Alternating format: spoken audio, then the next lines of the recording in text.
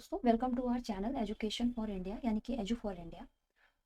आज की हमारी जो क्लास है इसका टॉपिक जो होगा ये समास होगा। ठीक है, आपको जो इसकी पीडीएफ है, मैं फिर से वही बात दोहरा रही हूँ कि आपको जो इसकी पीडीएफ है, जो क्वेश्चंस मैं यहाँ क्लास में पुट करूँगी, आप कमेंट सेक्शन में उसके आंसर दीजिएगा। ठीक है, और उसके साथ साथ अपनी जो ईमेल आईडी है वो भी दीजिएगा। तो जो दोस्त हमारे सबसे पहले आंसर देंगे उनको जो है पीडीएफ सबसे पहले अवेलेबल करवाई जाएगी। ठीक है, इसके अलावा आप हमारे टेलीग्राम चैनल पर मिल जाइए, जो समय समय पर आपको पीडीएफ जो है वहाँ पर भी अवेलेबल होती रहेंगी।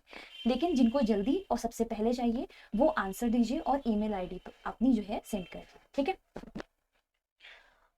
चलिए शुरू करते हैं समास। ठीक है, दो या अथवा दो से अधिक शब्दों से मिलकर बने हुए नए सार्थक शब्द को समास कहते हैं। ठीक है, दो सार्थक शब्द मिले, ठीक है, जैसे कि नील और कमल मिला। ठीक है, नील और कमल मिला और यहाँ पे ठीक है इनसे बनकर नील कमल बन गया। ठीक है, इनसे मिलकर क्या बना, लेकिन इसके बीच में कहीं ना कोई विभक्ति जरूर जो है इससे प्रयुक्त होती है। जैसे कि नीला है जो कमल, ठीक है, ये नील का मतलब नीला, कमल का मतलब कमल, तो नीला है जो कमल यानी कि क्या बात हो रही है, नील कमल की बात हो रही है। ठीक है, तो दो सार्थक शब्द नील और कमल जुड़कर क्या बन गया, नील कमल बन गए, और इसी को हम क्या कहते हैं, समास कहते हैं। ठीक है, समास कितने तरह के होते हैं तो बात करेंगे हम समास के बारे में। समास 6 प्रकार के होते हैं। ठीक है, समास कौन कौन से 6 प्रकार के होते हैं, कौन कौन से, अव्ययीभाव समास, तत्पुरुष समास, कर्मधारय समास, द्विगु समास, द्वंद्व समास और बहुव्रीहि समास। अव्ययी समास जिसे हम एडवर्बियल कंपाउंड भी कहते हैं हिंदी में। ठीक है, अगर हम अव्ययी भाव समास की बात करें तो जिसमें पूर्व पद प्रधान होता है, ठीक है, जिसमें क्रिया, ठीक है, क्रिया की जो है विशेषता बताई जाती है, या फिर कह सकते हैं संज्ञा की विशेषता बताई जाती है। ठीक है, तो वहां पे क्या होता है, अव्ययी भाव समास होता है। इसमें पहला शब्द जो होता है वो कैसा होता है, वो अवयव होता है। तो पहला पद अवयव होता है और दूसरा पद जो होता है वो क्या होता है, संज्ञा होता है। ठीक है, एग्जाम्पल में अगर हम ले लें, जैसे कि प्रत्येक, क्या ले लिया, प्रत्येक ले लिया, इसका मतलब क्या हो गया, एक एक के प्रति। ठीक है, एक एक के प्रति, तो पहला पद समान हो गया, एक एक के प्रति। ठीक है, प्रति किसके, एक एक के। ठीक है, तो यहाँ पे क्या हो जाएगा, अव्ययी भाव हो जाएगा। अब हम आ जाते हैं तत्पुरुष समास में। ठीक है, तत्पुरुष, तत्पुरुष, इसमें क्या लोप है, किसका, विभक्ति का लोप है। ठीक है, तत् का पुरुष। ठीक है, तत् मतलब क्या हो जाता है, उस। ठीक है, तत् का मतलब क्या हो जाएगा, उस, यानी कि उसका पुरुष। ठीक है, तत् का पुरुष, तो का जो है यहाँ पर क्या हो जाएगा, लोप होता है उसका। ठीक है, और जिस समास में ठीक है विभक्तियों का लोप होता है उसको क्या कहते हैं, तत्पुरुष समास कहते हैं। तत्पुरुष समास की जो प्रकार है इसके बारे में हम आगे बात करेंगे। अब हम बात कर लेते हैं कर्मधारय समास के बारे में। कर्मधारय का पहला पद जो होता है विशेषण होता है और दूसरा पद जो होता है विशेष होता है, इसको ठीक है, वहां पे क्या होता है, कर्मधारय समास होता है। इसको क्या कहते, अपोजिशनल कंपाउंड इसे कहा जाता है। ठीक है, द्विगु समास, तो ये न्यूमेरल जो होता है, जहां पे पहला पद जो होता है संख्यावाचक होता है। ठीक है, पहला पद जिसमें संख्या आपको दिखाई दे तो वहां पे क्या होता है, वहां पे हो जाता है हमारा द्विगु समास। ठीक है, न्यूमेरल कंपाउंड भी इसको कहा जाता है।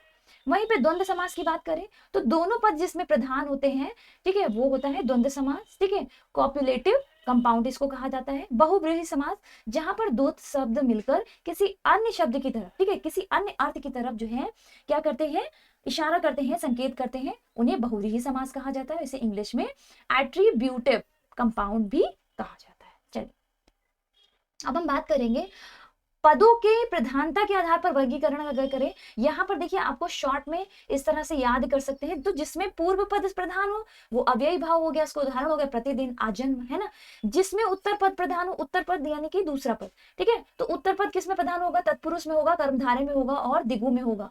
ठीक है, जिसमें उत्तर पद प्रधान हो उसको क्या कहेंगे, उसे हम तत्पुरुष कर्मधारय और द्विगु समास कहेंगे। जैसे कि राजपुत्र, तो पुत्र किसका, राजा का। ठीक है, पुत्र किसका, राजा का, तो उत्तर क्या हो जाएगा, राजा हो जाएगा। तो यहाँ पे उत्तर पद, चरण कमल, त्रिलोक, ये सब क्या हो गए, कर्मधारय और द्विगु समास के हो गए। ठीक है, जिसमें दोनों पद प्रधान हो तो वो द्वंद्व हो गया, जैसे कि पाप और पुण्य, ये दोनों ही पद प्रधान है, तो यहाँ क्या हो जाएगा, द्वंद्व समास हो जाएगा। दोनों पद अप्रधान हो, मतलब कि किसी अन्य शब्द की तरफ इशारा करते हैं, किसी अन्य अर्थ की तरफ। ठीक है, वहां पे बहुव्रीहि समास, जैसे कि लंबोदर, ठीक है, लंबा है उदर जिसका, लेकिन बात किसकी हो रही है, गणेश जी की बात हो रही है। ठीक है, बात किसकी हो रही है, गणेश जी की। 10 आनंद, 10 आनंद हो जिसके, लेकिन आपके दिमाग में किसका नाम आ रहा है? रावण का। ठीक है, तो यहाँ पे क्या हो जाएगा? यहाँ पे बहुव्रीहि समास हो जाएगा। ठीक, चलिए आगे बात करते हैं। हमने बताया था आपको तत्पुरुष समास की जो है हम भागों के बारे में बात करेंगे, तो ये 6 तरह के होते हैं। ठीक है, 6 प्रकार के होते हैं तत्पुरुष समास। हमने कारक पहली क्लास में जो है कारक पढ़ा है, तो कारक जो है आप एक बार पढ़ लीजिएगा, तो यहाँ से आपको तत्पुरुष समास में भी क्लियर हो जाएगा। ठीक है, तो कर्म तत्पुरुष, देखिए कर्ता तत्पुरुष इसमें नहीं होता है, सीधे होता है कर्म तत्पुरुष। ठीक है, कर्म तत्पुरुष जिसमें को कारक लगा होता है, को की विभक्ति लगी होती है। ठीक है, माखन चोर, माखन चोर, माखन को चुराने वाला कौन हो गया? माखन चोर। ठीक है, करण तत्पुरुष, करण तत्पुरुष में क्या होता है? से के द्वारा, तो शोकग्रस्त, शोक से ग्रस्त। ठीक है, शोक से ग्रस्त, तो ये किसके अंतर्गत आ जाएगा? करण तत्पुरुष। वही संपदान तत्पुरुष के लिए क्या आ जाएगा? प्रयोगशाला, प्रयोग करने के लिए शाला। ठीक है, प्रयोग करने के लिए शाला, ये क्या हो जाएगा? संप्रदान कारक। अपादान कारक, अपादान में पता है आपको अलग होने का मतलब अर्थ होता है, तो धनहीन, धन से हीन। ठीक है, धन से अलग मतलब धन से हीन होना। ठीक है, ये क्या हो जाएगा? अपदान के अंतर्गत। संबंध, जहां पे संबंध प्रकट हो का की के रूप में, तो राजा का पुत्र। ठीक है, राजा का पुत्र, ये क्या हो जाएगा? संबंध के। अधिकरण में पर। ठीक है, लोगों में प्रिय। ठीक है, लोगों में प्रिय या लोक में प्रिय, तो ये किसके अंतर्गत हो जाएगा? ये अधिकरण के अंतर्गत आ जाएगा। ठीक है, यहाँ पे समझ में आ गया आपको? चलिए, इसके अलावा अगर हम बात करें तत्पुरुष समास, देखिए यहाँ से प्रीवियस ईयर क्वेश्चंस जो मैंने देखे आयोग के, ठीक है, यूपी ट्रिपल एससी में यहाँ से क्वेश्चन बहुत ज्यादा जो है बने हुए हैं। ठीक है, इसलिए मैंने इसके भी जो तत्पुरुष के अन्य पार्ट जो है, जो व्याकरण के अनुसार जो है, इनको 4 भागों में विभाजित किया गया है। ठीक है, इसको भी यहाँ पर इंक्लूड किया है। तो यहाँ बात हो रही है सबसे पहले अलुक तत्पुरुष की। ठीक है, अलुक तत्पुरुष में युधिष्ठिर और मनसे जिसका उदाहरण हो जाएगा। अलुक तत्पुरुष किसे कहते हैं? तो इसमें क्या होता है? कारण चिन्ह का लोप नहीं हुआ है। ठीक है, इसमें कारण चिन्ह का लोप नहीं हुआ, जैसे कि युधिष्ठिर युद्ध में स्थिर है ना, तो यहाँ क्या हो जाएगा? अलुक तत्पुरुष हो जाएगा। वहीं उपपद की बात करें तो जिसमें क्या होता है? उत्तरखंड में स्वयं तो सार्थक तो है पर स्वतंत्र रूप में भाषा में व्यवहित नहीं होता, मतलब कि जैसे कि जलचर, उदाहरण से हम आपको समझाते हैं, जैसे कि जलचर, तो अगर हम इसको तोड़ दें, ठीक है, जल को अलग कर दें, चर को अलग कर दें, तो चरण, चर मतलब हो गया चारण करने वाला। ठीक है, चलने वाला। ठीक है, तो अगर हम क्वेश्चन उठाएं कि चलने वाला, चलने वाला कहाँ चलने वाला? जल में चलने वाला, नभ में चलने वाला, धरती पे चलने वाला, है ना? अलग तो कर रहे हैं, लेकिन इन दोनों के अलग भी अर्थ भी सही है। जल का अर्थ हो गया पानी, ठीक है, चर का अलग हो गया। ठीक है, लेकिन जब हम इनको मिलाते हैं तब ये जलचर बन रहा है, लेकिन अलग अलग क्या है?